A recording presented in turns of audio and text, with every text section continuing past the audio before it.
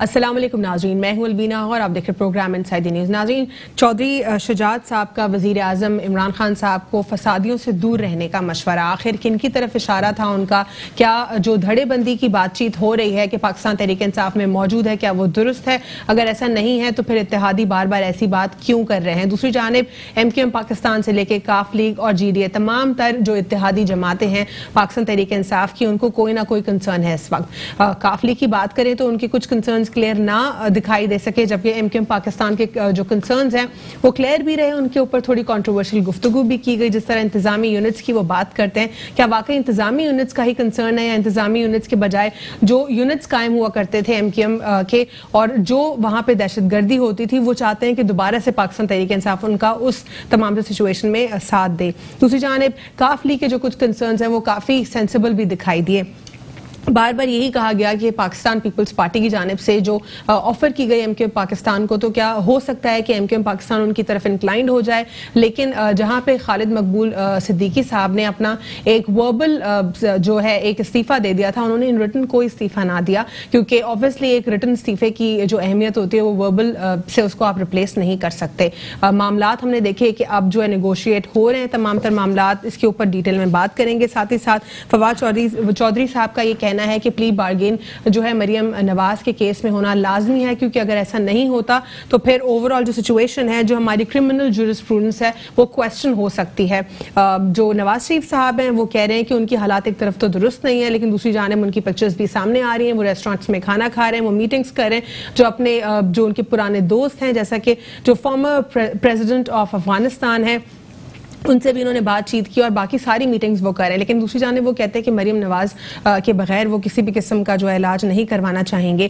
और तमाम तर जो एक एक्यूजेशंस है पाकिस्तान पीपल्स पार्टी के ऊपर और PMLN के ऊपर यही है इस वक्त कि अपने मामला जो है लेन देन करके इन्होंने दुरुस्त कर लिए हैं। जानने की कोशिश करेंगे कि वाकई जो मामलात हैं वो लेन देन से ही दुरुस्त हुए हैं, और इसी वजह से जो ब्यूरोक्रेसी है उसके ऊपर इतने सारे सवालात उठे, जुडिशरी के ऊपर सवालात उठे कि जहां पर इमरान खान साहब ने बार बार अकाउंटेबिलिटी की बात की, एक के बाद एक फंसा सामने, उसकी सारी सिचुएशन भी हमने देखी, लेकिन फिर सब जो है सबको रिलीफ ही मिल गया। क्यों रिलीफ मिला, कैसे मिला, इस पर बात करेंगे। हमारे साथ मौजूद हैं डॉक्टर सुराब सिरकी साहब पाकिस्तान पीपल्स पार्टी से, और हमारे साथ मौजूद हैं शुजा हैदर साहब, एनालिस्ट हैं, और प्रोग्राम में हमारे साथ मौजूद है हुनैद लाखानी साहब पाकिस्तान तहरीक इंसाफ से। आप सबको तीनों को प्रोग्राम में फॉर्मली वेलकम करते हैं। डॉक्टर सुराब सिरकी साहब, आपसे जानने की कोशिश करूंगी पहले कि जिस तरह वज़ीर आज़म इमरान खान साहब के लिए कहा जाता था और कि वो अकाउंटेबिलिटी की बात करते हैं और वो कहते हैं कि जो भी करप्शन करता है मैं उसको नहीं छोड़ूंगा, जैसे वो हुकूमत में आए बैक टू बैक केसेस सबके ऊपर हमने देखे, चाहे वो किसी भी जमात से हो, लेकिन फिर उसके बाद बिल्कुल सिनारियो मुख्तलिफ हो गया। क्या ये फेलियर ऑफ जुडिशरी है, फेलियर ऑफ ब्यूरोक्रेसी है, या फिर वाकई आप लोग बेकसूर हैं? देखें, हम तो बेकसूर हैं, बिल्कुल। हम ये समझते हैं अगर कसूरवार होते तो कोई ना कोई किसी के ऊपर कोई ना कोई केस जो है वो फिक्स हो जाता या कोई ना कोई सज़ा हो जाती। एक बात ये। दूसरी बात ये है कि जो भी मतलब इन्होंने बातें की थी और उसके बरक्स आप ये देखें कि जितने भी इनके अपने लोग हैं, ख़ास तौर पर हुकूमत के साथ जो बैठे हुए हैं, आस्ता आस्ता गाय बगाए वो सब आज़ाद होते जा रहे हैं और उनको नैब जो है वो उनको छोड़ती जा रही है और उनको क्लियर करती जा रही है। आप बाबर अवान साहब का देख लें और जुल्फी बुखारी का मामला देख लें, जितने भी दूसरे मामला, और बहुत सारे लोग ऐसे हैं जो कि नैब के चेयरमैन ने भी एक मरतबा कहा कि अगर मैं पकड़ूं हुकूमत में लोग बैठे हुए हैं तो वो हुकूमत गिर जाएगी। बात यह है कि अभी भी मैं आपके सामने आपके TV के तवस्सुल से कहता हूँ कि ये मुझे चेयरमैन नैब बता दें, वो बिल्कुल इंडिपेंडेंट हैं, अपनी मर्जी से इंडिपेंडेंट काम कर सकते हैं, बिल्कुल नहीं कर सकते हैं। अब उसमें कोई बात पीछे रही नहीं है। दूसरा ये है कि लेकिन इदारा तो ऑटोनॉमस है ना? ऑटोनॉमस है। ये अगर ये ऑटोनॉमस है, किसी मिनिस्टर को अगर पकड़ सकता है, सिटिंग मिनिस्टर को, इवन अगर किसी बड़े और ओहदे पर आदमी बैठा हो उसको पकड़ सकता है, तो बिल्कुल ये इंडिपेंडेंट इदारा है। नहीं पकड़ सकता है और ये कहता है, खुद चेयरमैन साहब कहते हैं कि मेरे पास अगर मैं पकड़ूं तो वो मुल्क बुरहान में पैदा आ जाएगा। बात यह है कि बिल्कुल अकाउंटेबिलिटी एक तरफ हो रही है, उसमें कोई अब वो बात छुपी ढकी नहीं रही। खुद इमरान खान साहब वो कहते थे कि नेब का मैं भी कानून तब्दील नहीं करूंगा। डॉक्टर साहब, बहुत सारे मिनिस्टर्स ऑफ एयर बात करते हैं, वो तस्लीम करते हैं, वो कहते हैं कि हमने पूरी कोशिश की जो करप्शन केसेस हैं उनको एक्सपोज करने की, लेकिन जो एक कमजोर ब्यूरोक्रेसी है और जुडिशरी, उसने इंटरवीन किया इसमें और मामलात को खराब किया। देखें, बात ये है कि जितने आप में जो भी अगर जुडिशरी कमजोर है या ब्यूरोक्रेसी कमजोर है, ये जो वक्त की हुकूमत है उसकी जिम्मेवारी होती है। उसको अब कौन करेगा? मिसाल के तौर पर ठीक है, मैं तस्लीम कर लेता हूँ जो पीटीआई के कहते हैं कि कमजोर है, नहीं कर सकते हैं, लेकिन अगर वो हुकूमत में होकर जो उन्होंने दावे किए या जो वायदे किए हुकूमत में होकर अगर पूरे नहीं कर सकते, उनको और क्या हम दें या कौन सा पावर दें और क्या चाहते हैं? ठीक है, और क्या चाहते हैं, यानी कि जो स्टेट ऑफ द रिट है वो कायम नहीं है। शुजा साहब, आप क्या समझते हैं इस सिचुएशन में? अगर हम ये देखें कि जो जजेस होते हैं उनको अपॉइंट करने का एक प्रॉपर प्रोसीजर होता है एज पर दी लॉ, लेकिन हमने माजी में ये देखा जिस तरह अतर मिनल्ला साहब और बहुत सारे जजेस डायरेक्टली, क्योंकि वो नवाज शरीफ साहब के वकील थे, वो जजेस बन गए। लाहौर हाई कोर्ट के हवाले से I do not want to be contemptuous, मैं बिल्कुल with the due respect of courts, honourable courts, I just want to say that कि लाहौर कोर्ट्स के हवाले से कहा जाता है कि कुछ भी आप उनको दें, चाहे वो शरीफ बिरादरान की जानिब से हो, तो उसमें आपको जो वर्डिक्ट है उन्हीं की पसंद का दिखाई देगा। इसकी वजह एक ये भी है क्योंकि उनके जो लॉयर्स थे उनको विदाउट द ड्यू प्रोसेस जजेस बना दिया गया। तो अब क्या ये जो लॉन्ग टर्म प्रोसेस है, क्या हमें नुकसान नहीं होता इस किस्म के इनिशिएटिव्स लेने से?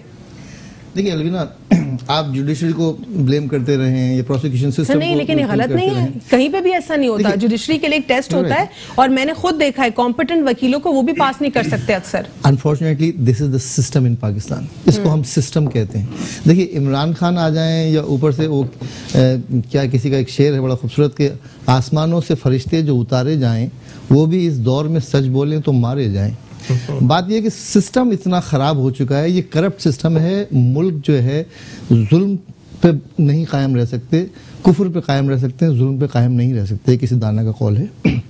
सिस्टम इतना करप्ट हो चुका है, इतना जुल्म बढ़ चुका है कि इमरान खान कुछ भी कर लें, अगर ये सिस्टम नहीं चेंज होगा तो ये ऐसे ही चलता रहेगा। सिस्टम चेंज कैसे होगा? अब ये सिस्टम चेंज कैसे होगा, ये सवाल है। अब किसी ना किसी को स्टेप लेना होगा, इमरान खान नहीं लेंगे। ये सिस्टम मुल्क को गिराने जा रहा है, आज नहीं तो कल, कल नहीं तो परसों ये मुल्क ने कोलैप्स हो जाना है। अगर सिस्टम बाकी रहता है, मुल्क बाकी नहीं रह पाएगा। लेकिन इमरान खान, देखिए ये सवाल तो रह जाता है ना कि चले ठीक है, इस माजी की हुकूमतों को हम एक तरफ रख लेते हैं, इस दौर हुकूमत को भी एक तरफ, लेकिन एक इटसेल्फ एक सवाल है कि जब ड्यू प्रोसेस किसी भी चीज का मेरिट का कंप्लीट नहीं होता तो वो इवेंचुअली हम सबको नुकसान देता है।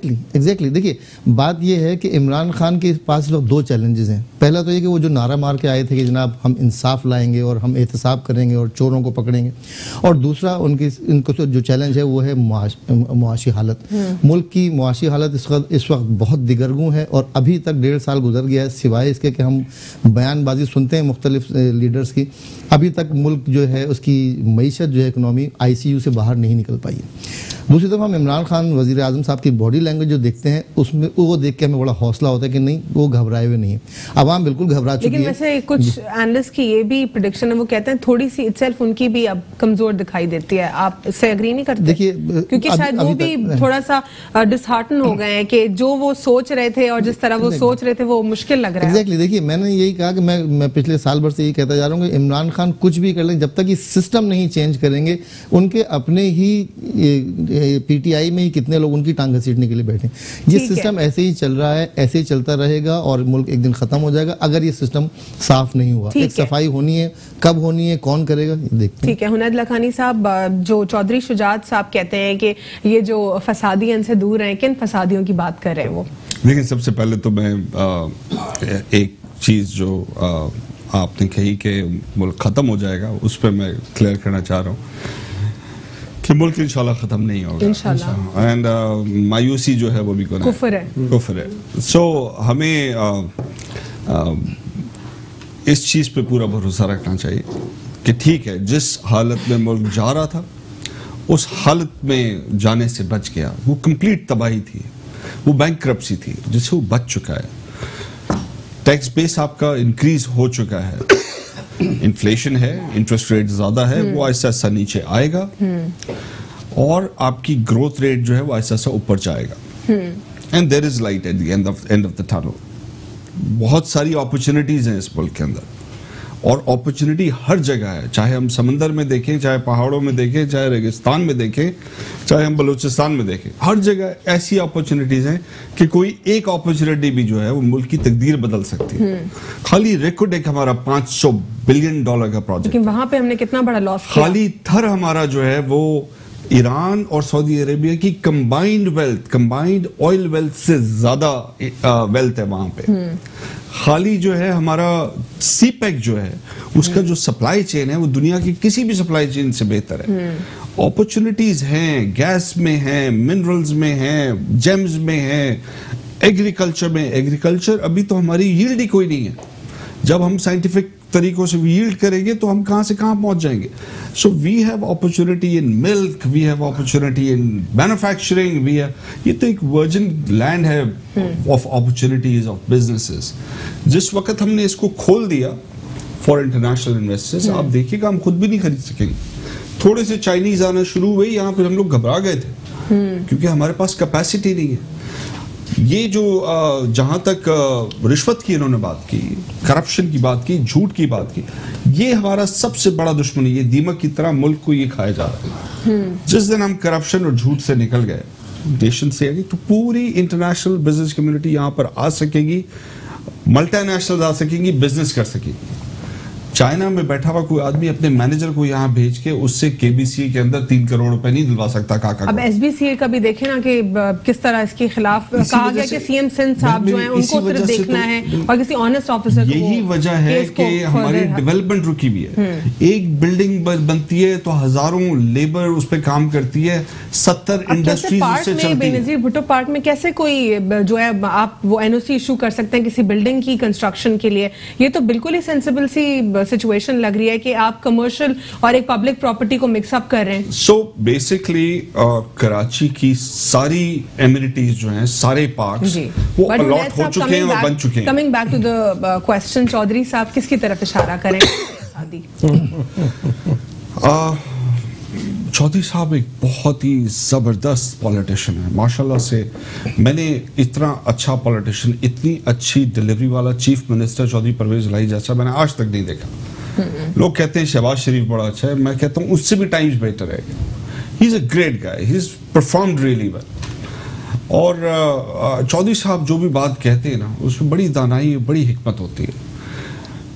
चाहे वो मुशर्रफ का दौर हो, चाहे वो मियाँ साहब का उससे पहले वाला दौर हो, चाहे वो अभी का दौर हो, आई थिंक हमें उसको एज इट इज एक्सेप्ट करना चाहिए। He is the most experienced politician. So accept के कुछ इश्यूज चल रहे हैं पाकिस्तान तरीके से, अगर कोई इश्यूज हैं तो he is the right guy to handle it and we should let him handle it. And he is our alliance going to fix this issue? कोई compromise उन्होंने आज तक पाकिस्तान के ऊपर नहीं किया। बाकी बहुत सारे पॉलिटिशियंस हमारे पड़ोसियों के हाथों बिके, हमारे इंटरनेशनल एजेंसीज के हाथों बिके, हमारे अंदर टेररिज्म भी किया, साजिशें भी की, मुल्क तोड़ने की पूरी कोशिश की। ये जो है जो हमारे इत्तेहादी अभी हैं, ही इज द बेस्ट गाय। अगर वो कह रहे हैं तो सॉल्व हो सकता है। ठीक है, तो ये इत्तेहादियों के जो कंसर्न्स हैं, अगर काफिले की बात करें, जीडीए की, फिर एमक्यूएम पाकिस्तान की, क्या इन तमाम तरह इत्तेहादियों के कंसर्न्स आप लोग सॉल्व कर देंगे? करनी चाहिए, बिल्कुल करनी चाहिए। कोई आप लोगों ने कुछ उनमें हमें कोई फर्क नहीं होना चाहिए। और मैं आपको ये बताऊं, जो उनकी बात है वही हमारी बात है। जैसे एमक्यूएम वाला है मामला, उसमें उनकी कोई ऐसी डिमांड नहीं है जो हमारी डिमांड नहीं है। हर कराचीआइट की वो डिमांड है। तो फिर ब्लैकमेलिंग कर रहे हैं क्या? नहीं, कोई ब्लैकमेलिंग नहीं है। थोड़ी चीजें हैं और वो सब होनी चाहिए, वो होंगी। और अगर उसमें हमें पीपल्स पार्टी को भी लूप में लेना है तो हमें लेना चाहिए, बिकॉज हमें मुल्क को आगे फॉरवर्ड लेके जाना है। कराची बेहतर होगा, मुल्क बेहतर होगा। लेकिन इससे एक पॉलिटिकल इंस्टेबिलिटी जो है वो मुल्क में समझी जाती है कि इत्तेहादी हुकूमत के साथ खुश नहीं है, तो इस इशू को जल्दी से रिजॉल्व हो जाना चाहिए जो उनके कंसर्न्स हैं। उस इशू की वजह से देखिए ना कौन सा काम रुक रहा है। इश्यूज तो आते रहेंगे लेकिन काम चलते रहना चाहिए और पॉजिटिव डायरेक्शन में चलते रहना चाहिए, और चल रहा है। ठीक है, वो लोग नहीं छोड़ना चाहते, हम लोग नहीं छोड़ रहे। जो बात वो कह रहे हैं वो बात हम कह रहे हैं। और अगर इसमें कहीं पे ऑपोजिशन है तो उस ऑपोजिशन को भी हमने साथ में लाना है ताकि हम कराची का मसला हल करें। ठीक है, डॉक्टर सराफ सिरकी के लिए सवाल छोड़कर जाऊंगी कि इत्तेहादियों के साथ जो पाकिस्तान तहरीक इंसाफ के ताल्लुकात हैं उनको वो कैसे देखते हैं। एक छोटा सा वक्फा लेंगे और वक्फे के बाद गुफ्तगू का सिलसिला यहीं से जारी रखते हैं। Stay with the sun inside the news. Welcome back after break. नाज़रीन, ब्रेक से कबल मैं सवाल छोड़कर गई थी कि इत्तेहादियों के तहफ़्फ़ुज़ात को जो पाकिस्तान तहरीक इंसाफ से हैं, पाकिस्तान पीपल्स पार्टी कैसे देखती है? जी डॉक्टर साहब। देखिए, लाखानी साहब ने जो बातें की बड़ा मुझे खुशी हुई, बिल्कुल उन्होंने अच्छा तबसरा किया और बिल्कुल मैं उसको सेकंड करता हूं। लेकिन बात यह है कि आप ये देखें कि जब इनके मायदे हो रहे थे, जहांगीर तरीन साहब जा रहे थे, जब इनकी हुकूमत बन रही थी, एक एक के पास गए, उन्होंने रिटर्न में सारे जितने भी आप देखें सियासतदान हैं, कोई बताते हैं कुछ नहीं बताते हैं, सारे रिटर्न में इनके मायदे हैं, क्या क्या हमें करना है, क्या क्या नहीं करना है।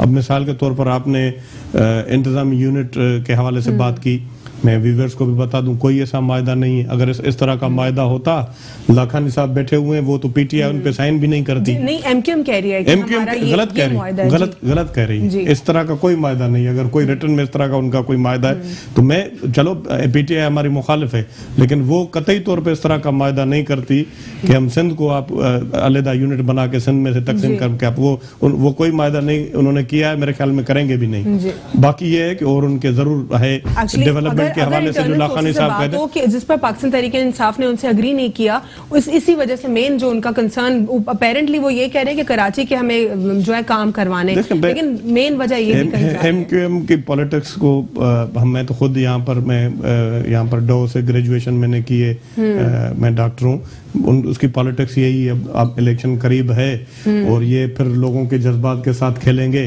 कहेंगे कि हमें जो है एक अलहदा सूबा बनाना है और ये करना है, ताकि फिर वो जो आपने कहा कि उनको फिर खुली छूट दी जाए, वही पुराने कामों वाली दहशतगर्दी और बोरी बंद लाश हो, आने वाला घबराए, वो तो मेरे ख्याल में ख्वाब में भी इनको वापस आप लोगों ने भी तो इनको ऑफर की ना, हम देंगे, ज्यादा देंगे। देखिए अलविना, हमने बिल्कुल ऑफर की, वो ये कि हम ये समझते हैं कि वो जो एमक्यूएम पहले थी वो दफन हो गई।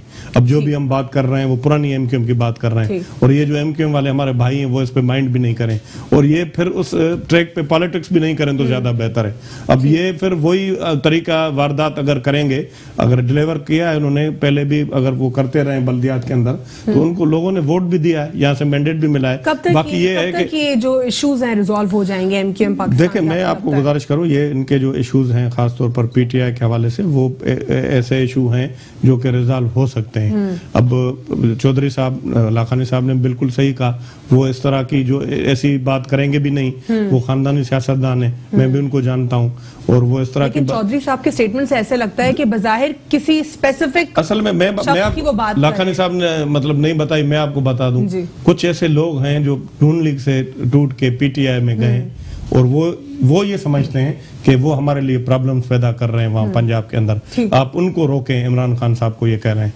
बाकी ये है कि आप ये बिल्कुल, ये एक सोच है लोगों की, एमक्यूएम की तरफ से भी, बाकी और ये काफली की तरफ से भी पीटीआई समझती है किसी भी सूरत में ये हमें छोड़ के नहीं जाएंगे।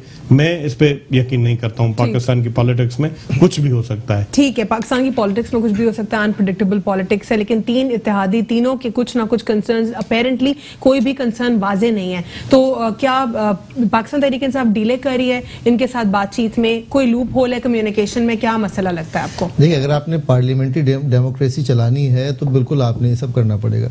आपको जो है वो एनआरओ भी करना पड़ेगा, आपको जो है वो अंडर द टेबल जाके एग्रीमेंट्स भी करने पड़ेंगे, और आपको लोगों के साथ। फवाद चौधरी साहब कहते हैं कि मरियम नवाज को प्ली बार्गेन करके ही जाना चाहिए, अदरवाइज ये क्रिमिनल जूरिस्प्रूडेंस के लिए खतरनाक हो सकता है। क्या वो होगा? पहले प्ली बार्गेन नहीं हो तो अब क्या होगा? देखिए, प्ली बार्गेन भी क्या है? प्ली बार्गेन में ये है कि आपने जितना माल लूटा है उसका कुछ 10% या 15%, 20% दे दीजिए और चले जाइए। आप उसको एडमिट करते हैं अपेरेंटली कि यस, ये आपकी कन्विक्शन हुई है, आप उसका जो है ये कंपनसेट कर रहे हैं। इस तरह नहीं होता कि अंडर द टेबल पैसे दे के आप लंदन भाग जाएं और इलाज करवाएं और आवाम की आंखों में धूल झोंके। जी अलविना, हमारे यहाँ अनफॉर्चुनेटली पॉलिटिकल सिस्टम ऐसा ही है कि आपको एक दिन हम सुबह को उठेंगे और पता चलेगा जी मरियम नवाज साहिबा चली गई हैं। अब वो किस शर्त पे गई हैं, प्ली बार्गेन करके गई हैं, एनआरओ करके गई हैं, या किस हिसाब से गई, ये चलता रहेगा सिस्टम। देखिए, इमरान खान साहब को अब इस बात को समझ लेना चाहिए कि जो एहतसाब का नारा मार रहे थे इस सिस्टम में वो पॉसिबल नहीं है, और इन्वेस्टर जो है सब ने अपने अपने पैसे जो है रोक लिए, सब ने अपने लेकिन फॉरेन इन्वेस्टमेंट पहले से बेहतर हो रही है। ऐसा नहीं है, सिचुएशन खराब है जी। पाक सुजुकी के प्लांट बंद हो रहे हैं, कुछ टाइम की अगर आप कैलकुलेशन देखें वो बता रहे हैं कि होंडा के प्लांट्स बंद हो रहे हैं, लोग फॉरेन इन्वेस्टर्स घबराए हुए हैं। और आपका जो लोकल इन्वेस्टर था वो इस डर से कि अभी आपका एहतसाब शुरू हो जाएगा, अभी मैं पकड़ा जाऊंगा, ये हो जाएगा, वो पैसे लेकिन जो नैब ऑर्डिनेंस में अमेंडमेंट्स की बात हुई, इससे तो बिजनेस कम्युनिटी खुश हो रही थी। वो कह रहे थे कि बिल्कुल कैटेगोरिकल है, इसमें एफबीआर को डिफरेंशिएट कर देंगे, नैब और दोनों के डिफरेंट डोमेन होंगे, लेकिन उस पर ऑपोजिशन जमातें खुश नहीं थी। ये करना पड़ेगा इनको। अब इनको साफ साफ कह देना चाहिए कि भाई किसी को नहीं पकड़ रहे, हम किसी चोर को नहीं पकड़ रहे, पैसा लाओ और इसमें इन्वेस्ट करो, ताकि देखें गरीब आदमी की प्रॉब्लम ये है, आप मईशत बेहतर करें, आप एहतसाब नहीं कर पा रहे, इस सिस्टम में आप किसी को नहीं टांग पाएंगे। चाहे वो शहबाज शरीफ नारा मारे कि मैं सड़कों पे घसीटूंगा या ये करूंगा वो करूंगा, चाहे इमरान खान नारा मारे, इन नारों से ठीक है पब्लिक को थोड़ी देर के लिए आप खुश जरूर कर सकते हैं, लेकिन आपको वो क्या सेइंग है कि हर किसी को हर वक्त, आप सबको हर वक्त मुस्तकिल बेवकूफ नहीं बना सकते, आप थोड़ी देर के लिए लोगों को बेवकूफ बना सकते हैं। हुनैद लखानी साहब, कहा जा रहा है कि 19 अरब का कर्ज जो है हुकूमत ने दोबारा लेना है, तो पहले हमारे पुरानी हुकूमतें जो हमारे लिए छोड़ कर गई हैं उनकी इंस्टॉलमेंट्स, फिर आप लोगों ने 1.5 साल में जो कर्ज लिया उसकी इंस्टॉलमेंट्स, फिर 1900 अरब, यानी क्या होगा ये? इंटरेस्टिंग क्वेश्चन, मुझे बड़ा आपने डिफिकल्ट उसमें डाल दिया। क्या मैं उससे पहले थोड़ा सा एमकेएम का जिक्र कर दूं, जिसके बारे में मुझे थोड़ी सी इंफॉर्मेशन है। देखिए, एक तो ये कि जो अभी एमकेएम है और जो पुरानी एमकेएम है, जो पीपल्स पार्टी की वक्त में थी, उन दोनों में बड़ा फर्क है। एंड फॉर पॉलिटिक्स सेक मैं थोड़ा सा बताऊं, एमकेएम पहले वाली जो थी वो जरूर सियासत गलत होती थी, लेकिन वो दोनों साइड पे ऐसा था। उस जमाने में जो हुकूमत पीपल्स पार्टी की थी वो भी उधर से लाशें भेजती थी लिहाजी से। हाँ बिल्कुल, उज़ैर बलोच थी, रहमान डकैत था, उनको खुली छूट दी हुई थी। उनके गुजरते हुए पुलिस वालों को बोला हुआ था इधर मुंह टर्न करो। वो जहाँ पे बत्ते की पर्ची देते थे वहां पे पुलिस वाले कहते थे भाई दे दो इसको, हम कुछ नहीं कर सकते। वो जो अच्छा वो तो थोड़ी सी मैं इसमें वो कह रहा हूँ, आगे वाली बात मैं करना चाह रहा हूँ। मैं बताऊं, वो जो बंदा है ना जो ये बातें करता था खुला टुल्ला, वो भी आप मतलब पीटीआई के साथ नहीं वो तो मेन जुल्फकार मिर्जा साहब, मैं थोड़ा आप उस पर भी तबसरा कर दें। I know him very well. Zulfiqar Mirza साहब भी किसी के साथी थे जिनके, तो वही के कहने पे कोई प्लान के तहत काम हो रहा था, लेकिन काम जो है वो यही था कि इधर से अगर लियारी से 2 लाशें आ रही हैं तो कराची से 2 लाशें जा रही हैं, फिर लियारी से इधर आ रहे हैं कपड़ा मार्केट में आग लगाने, फिर यहाँ से उधर जा रहे हैं फैक्ट्री में आग लगाने, तो दोनों मिलके कर रहे थे और पूरे कराची को उन्होंने होस्टेज बनाया हुआ था। उससे अगर हमारी जान बचाई है तो सिर्फ फौज ने बचाई है, किसी पॉलिटिकल पार्टी के कोई रोल नहीं है। और पीटीआई में ये आपको मैं बता दूं बड़ा क्लियरली, डे 1 से कोई भी करप्ट आदमी है उसको बचाने के लिए कभी भी प्राइम मिनिस्टर सामने नहीं आया। हमारे मिनिस्टर्स को नैब ने उठाया, 1 नहीं 2 नहीं 3-4 मिनिस्टर्स को उठाया, उनकी मिनिस्ट्री भी गई और उन पे नैब अभी तक प्रूफ भी नहीं कर सका। क्योंकि judiciary, with due respect, judiciary ने जो है बहुत सारा इसमें, जब जजेस को आप वकीलों को जजेस डायरेक्ट विदाउट टेस्ट बना दे तो फिर कुछ भी वर्डिक्ट निकलवा सकते हैं। देखिए इसमें मैं ये ऐड करूं कि उनके कानून में एक चीज गलत है कि उनको उठा लेना बगैर इस गारंटी के वो प्रूफ कर सके। एक मुल्जिम को सजा मिल जाती है मुजरिम बनने से पहले, ये थोड़ा सा गलत है। और अभी भी जो किया है उसकी वजह से एटलीस्ट पहिया चलना शुरू हुआ इकोनॉमी का, बिकॉज नैब की वजह से बिजनेसमैन भी डर गया था, ब्यूरोक्रेट भी डर गया था, पॉलिटिशियन भी डिसीजन लेने से डर गया था, और नए पॉलिटिशियंस और भी ज्यादा डर गए थे। पुरानों को तो पता था कि ठीक है हम जेल गए हुए 3 बार और चले जाएंगे, कोई मसला नहीं, वहां पर सारी सेटिंग हुई भी है, उनको कोई मसला नहीं था। लेकिन अभी जो नैब का कानून है ये असेंबली के अंदर मौजूद है, ऑर्डिनेंस है, इसके ऊपर सब लोग बैठे जो करेक्शन करनी है करे, और ये ऑपोजिशन को, रूलिंग पार्टी को मिलके बनाना चाहिए। सो ये तो हो गया जी मेरा कि MKM, previous MKM, current MKM, जमीन आसमान का फर्क है। और जो अभी डिमांड्स हैं कराची के लिए हैं और कराची के लिए काम होगा। पीटीआई के पास कोई ऐसा, किसी आदमी के पास ऐसा इख्तियार नहीं है कि फ्लेक्सिबल हो जाए, पॉलिटिक्स की वजह से झूठ बोल ले, पॉलिटिक्स की वजह से कोई गलत काम कर ले। नहीं, हम लोग इधर पॉलिटिक्स के अंदर आए ही नहीं है, इसलिए हम लोग आए इसलिए कि हम अपने वापस कुछ दे सकें, अपने शहर को दोबारा उस माहौल में जाने से बचा सकें। क्योंकि हम इनफ देख चुके हैं, हमारे बच्चे, हम लोग खुद इस शहर के अंदर रह नहीं सकते थे। लेकिन हुनैद लखानी साहब, ये इस सिचुएशन को एक तरफ रखने के बाद जो दूसरा अब लोगों के दिमाग में कंसर्न है वो ये है मरियम नवाज साहिबा का। लोग बहुत बुरी तरह से डिप्रेस हो गए जब नवाज शरीफ साहब बाहर चले गए, प्लेटलेट्स का उनका मामला हमने देखा। आप जो मरियम नवाज साहिबा वो भी इसी तरह बाहर चली जाएंगी, तो आपको नहीं लगता पाकिस्तान तहरीक इंसाफ की साख और कमजोर हो जाएगी? क्योंकि आप लोगों ने अकाउंटेबिलिटी का नारा लगाया और वो अब लोगों को पूरा होते नहीं दिखाई दे रहा।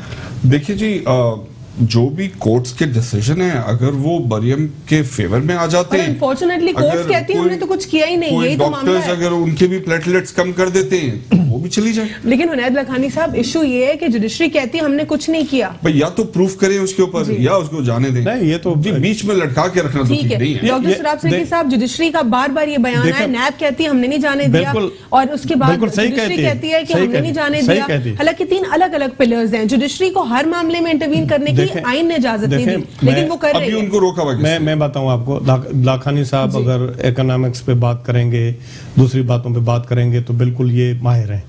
सियासत के अंदर मैं 93 से मतलब स्टूडेंट पॉलिटिक्स में, आप बिल्कुल आप सही फरमा रही हैं। आप ये देखें कि जुडिशरी ने इनको कहा कि आपकी मर्जी, आप इनको जाने दें या नहीं। लाखानी साहब भी अगर मतलब मुझे महसूस हो रहा है कि अच्छे आदमी हैं और सही बात कर रहे हैं, जो भी बातें कर रहे हैं सही कर रहे हैं अभी तक तो माशाल्लाह। मैं भी अगर गलत कर रहा हूं तो लाखानी साहब का हक बनता है मुझे कहें सर के साहब आप गलत कह रहे हैं। तो ये फिर इन्होंने खुद एक कमेटी बनाई, फिर हुकूमत ने डिसीजन लिया, जुडिशरी ने कहा डिसीजन लिया नवाज शरीफ को बाहर जाने के लिए। ये तो डिसीजन अल्टीमेटली हुकूमत ने लिया था। हुकूमत ने कैसे लिया सर? पहले उसके बाद हमने देखा कि नैब ने जो है कॉन्स्टेंटली क्वेश्चन किया, नैब इवन ईसीएल के ऊपर क्वेश्चन देखें जिस तरह पीटीआई की बार बार आप सपोर्ट कर रही है ना, आप जो है ना न्यूट्रली आप देख ये हंस के बोलना ही मैं आपसे मेरा भी राइट बनता है ना, मैं आपको कह रहा हूँ। सर मेरा मुकम्मल सवाल सुन लीजिए आप। सर नैब ने बार बार कहा कि हम ईसीएल में भी नाम जो है नहीं निकालेंगे, फिर जो है उसके बाद वफाक ने बोला कि मामला जो है नैब के पास है, लेकिन उसके बाद जुडिशरी ने जब जिस तरह उनसे स्टैम्प पेपर्स के ऊपर 50 रुपए के ऊपर साइन करवाए और वो कहते हैं कि जी आप चले जाएं, उन्होंने उनसे जमानत ली कि आप 3 से 4 हफ्ते में वापस आ जाएं। ये सारा मामला जो है, ये सारा मामला जुडिशरी को आप ले लें, नेब को आपने नेब ने लिख के दिया, जुडिशरी ने उनको छोड़ा। और इनकी जो लेकिन पहला ऑर्डर किसका आया था? किसका ऑर्डर आया था? सबसे पहले जो वर्डिक्ट आया वो किसका? देखिए मैं आपको बात बताऊं, जुडिशरी के बाद सबको फॉलो करना पड़ा, कंटेम्प्ट हो जाता। अगर जुडिशरी अगर समझती है, अब भी आप जुडिशरी अगर समझती है, और ये मैं नहीं कह रहा हूँ, चीफ जस्टिस ऑफ पाकिस्तान ये कह रहे हैं, अभी मौजूदा चीफ जस्टिस ऑफ पाकिस्तान, वो कह रहे हैं कि ये कानून जो है ये काला कानून है नेब का, ये कानून सही नहीं है और लोगों को घसीटता है, जलील करता है। 10 साल।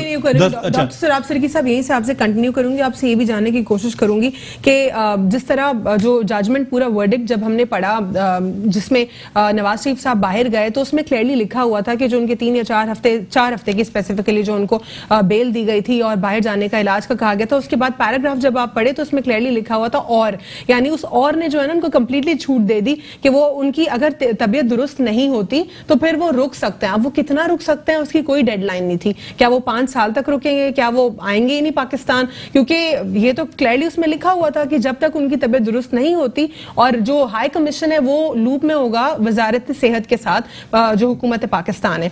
ये जरा सा जिस पे सोचने की जरूरत है, हमें इस पे बात करेंगे एक छोटे से वक्फे के बाद। Stay with us in inside the news. Welcome back after break. नाज़रीन, ब्रेक से कबल हम बात कर रहे थे कि जो रियासत होती है उसके 3 अहम सतून होते हैं, लेजिस्लेचर, जुडिशरी और एग्जीक्यूटिव। तीनों जो है किसी भी तरह एक दूसरे के मामलात में इंटरवीन नहीं कर सकता। अनफॉर्चुनेटली तीनों किसी ना किसी वक्त जो है इंटरवीन कर देते हैं, जिसकी वजह से मामलात जो है बद से बदतर होते चले जाते हैं हमारे मुल्क में। अगर हम नवाज शरीफ साहब के केस में देखें तो कहा जाता है कि जो जुडिशरी है उसने बहुत सारे मामलात में जो है कुछ इंटरवीन किया, लेकिन जुडिशरी कहती है हमने हरगिज नहीं किया। रिबटल उनका ये आया सामने से, लेकिन जब आप वो जजमेंट पढ़ते हैं उसमें क्लियरली लिखा हुआ है कि 4 हफ्ते या उससे ज्यादा जब तक नवाज शरीफ साहब की तबीयत दुरुस्त नहीं होती वो नहीं आएंगे पाकिस्तान। और अब वो कब तक नहीं आएंगे पाकिस्तान, क्योंकि उनकी बेटी के लिए कहा जा रहा था कि मरियम नवाज साहिबा जो है उनका पासपोर्ट कोर्ट के पास है, वो भी वापस ले लिया गया, वो हरगिज पाकिस्तान से बाहर नहीं आएंगी, लेकिन वो भी स्टांस चेंज हो गया। इसी तरह तमाम तर पॉलिटिकल लीडर्स हमेशा से जब कोई एक बयान देते हैं उसके बिल्कुल कॉन्ट्ररी वो दूसरा बयान दे देते हैं। डॉक्टर साहब, ये क्या सिचुएशन है? पहले वो कह रही थी मैं नहीं जाऊंगी, अब उनके वालिद बुला रहे हैं, वो कह रहे हैं कि ह्यूमैनिटेरियन ग्राउंड्स के ऊपर मेरी बेटी को बुलाया जाए वरना मैं इलाज नहीं कराऊंगा। अगर इंसान, मैं शायद अल्फाज का गलत इस्तेमाल कर जाऊं, मरने वाली हालत हो रही हो तो क्या इंसान बोलेगा मैं इस इंसान के बगैर इलाज नहीं करवा? असल में बात यह है कि बिल्कुल मैं खुद डॉक्टर हूँ, मैं आपकी बात की सपोर्ट करता हूँ, बिल्कुल आप सही कह रही हैं। पहले तो सबसे पहले इलाज होना चाहिए। बात यह है कि दूसरा यह है कि उन्होंने कहा कि ह्यूमैनिटेरियन ग्राउंड्स पे, ह्यूमैनिटेरियन ग्राउंड्स पे अगर आप मियां नवाज शरीफ को आपने छोड़ा है और उनकी वालदा का भी पहले इस तरह का एक वाकया हो गया। अब यहाँ पर मीडिया पे कह रहे थे बीमार है नहीं है।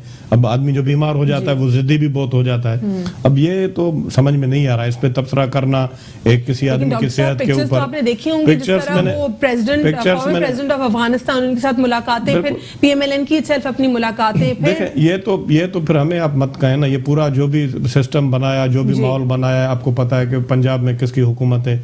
उनकी डॉक्टर जो है वो खुद बैठी हुई थी मियां नवाज शरीफ के ऊपर, बार बार प्रेस कॉन्फ्रेंस कर रही थी और रिपोर्ट्स सारी इन्होंने तस्दीक की। इन्होंने कहा बहुत बीमार है, जाना चाहिए, परसेप्शन बनाई, खुद PTI की हुकूमत ने परसेप्शन बनाई। नवाज शरीफ अभी जो है हेल्थ मिनिस्ट्री कह रही है उनको कॉन्स्टेंटली कि एक रिपोर्ट काफी नहीं है, दूसरी रिपोर्ट्स भेजें। वो तो अब ये उनकी जिम्मेदारी, अगर ये समझते हैं कि वो सही नहीं है और रिपोर्ट सही नहीं भेजते हैं तो वो फिर कानून का दरवाजा खटकाएं, जाएं और फौरन से उस पर जाकर बात करें। ठीक है शुजा हैदर साहब, ये मामला किस सिमत आपको दिखाई दे रहा है जाता हुआ? देखिए, मुस्लिम लीग नून मेरे हिसाब से अपनी मौत आप मर चुकी है। अब मरियम नवाज यहाँ रहती हैं, जाती हैं, नवाज शरीफ साहब इलाज कराते हैं, वो अगली वजीर आजम बनेंगी। ठीक है, कहने में कोई हर्ज नहीं है, कहने को तो और भी बहुत से लोग बहुत सी बातें करते हैं।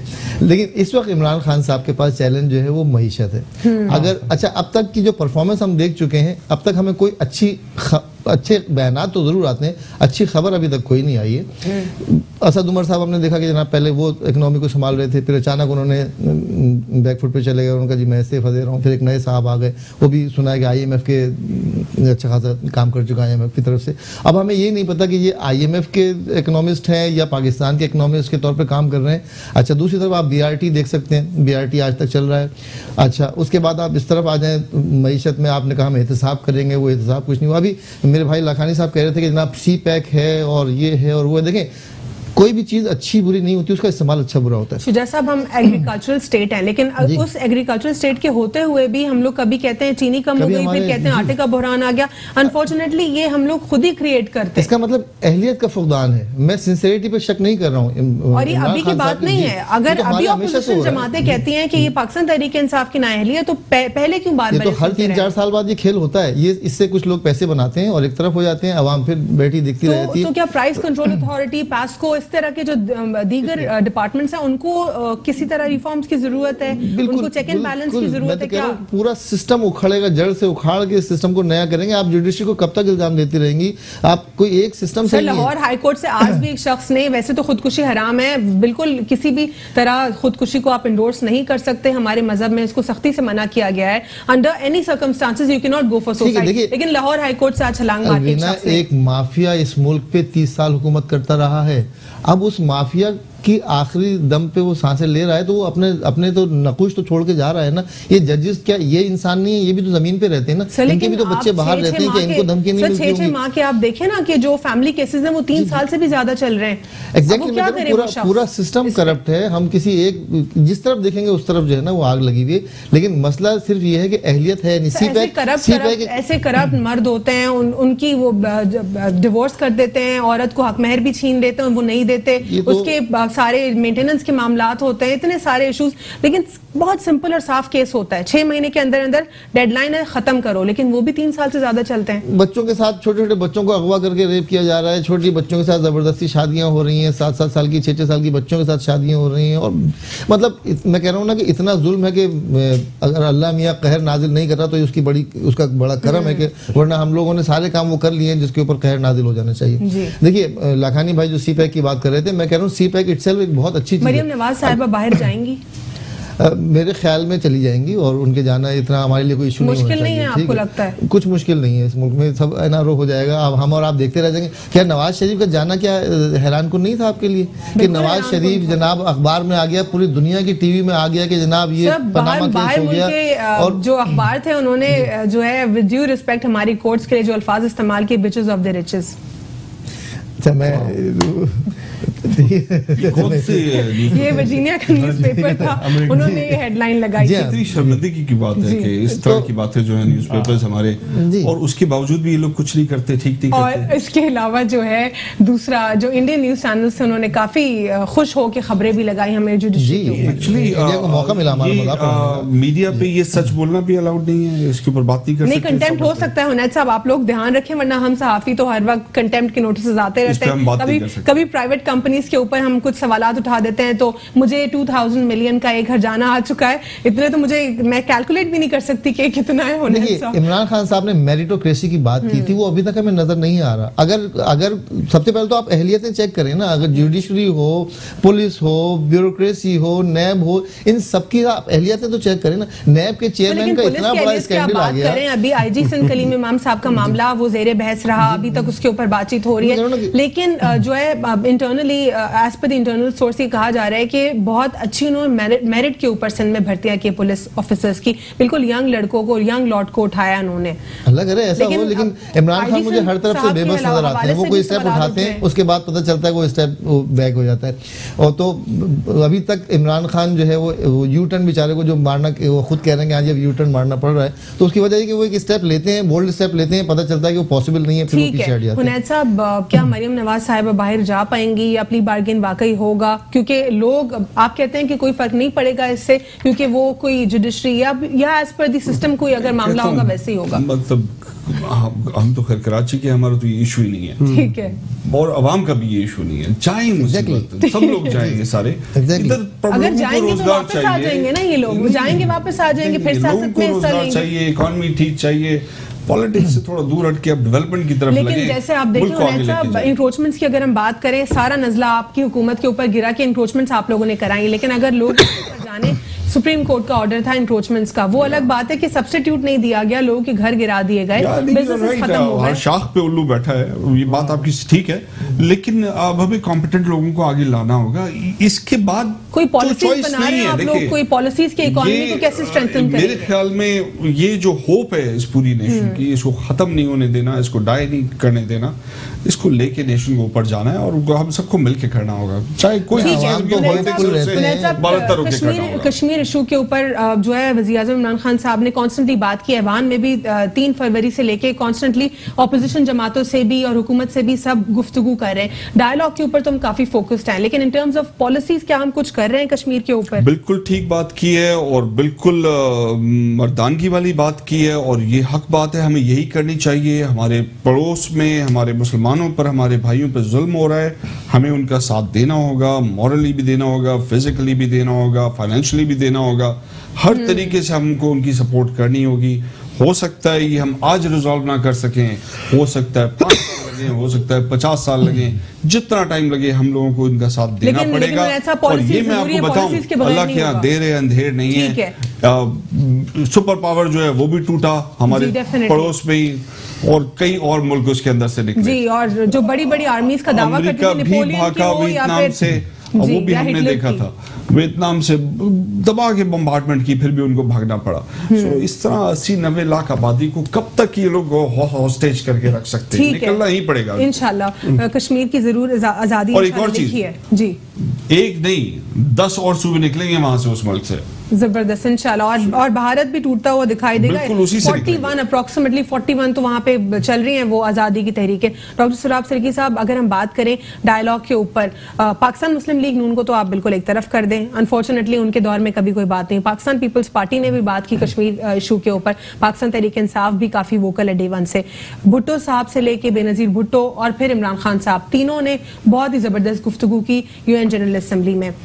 भुट्टो साहब की इन टर्म्स ऑफ फैक्ट्स बहुत स्ट्रॉन्ग थी, जबकि इमरान खान साहब की इन टर्म्स ऑफ लेंथ, जो उनकी टॉक है फैक्ट्स के साथ साथ बहुत ज्यादा हिस्ट्री में एक अहम रोल रखती है। डायलॉग के ऊपर हमने बात की, बार बार बीच में चुप हो जाते हैं, करते हैं, लेकिन पॉलिसी किसी ने भी नहीं बनाई। देखें, जुल्फकार अली भुट्टो साहब के दौर में आपको पता है कि 4 मरतबा मतलब मुज़ाकरात हुए और उन्होंने ये कहा कि हम अभी 3 दफा यूएन जनरल असेंबली में बात हुई है। इमरान खान अच्छी बात है, इमरान खान करे कोई भी करे, बहुत अच्छी बात है, लेकिन जुल्फकार अली भुट्टो के कलकत्ता में हुई, दिल्ली में हुई, इस्लामाबाद में हुई, और 2 मरतबा हिंदुस्तान में, 2 मरतबा पाकिस्तान में मुज़ाकरात हुए, और आपको पता है कि वो हल भी होने पॉलिसी बनवाए इनसे आप लोग। अब पॉलिसी तो अब पहले भी मैं आपको बताऊं कि 5 फरवरी का जो ये पूरा सिलसिला यौम यकजहती का, ये भी शहीद मोहतरमा बेनजीर भुट्टो ने पहली मरतबा इसको ऑफिशियली उन्होंने अनाउंस किया था, और सबने कोशिश की। और इस मसले में मैं ये कहूंगा कि पार्टी से बालातर होकर, सियासत से बालातर होकर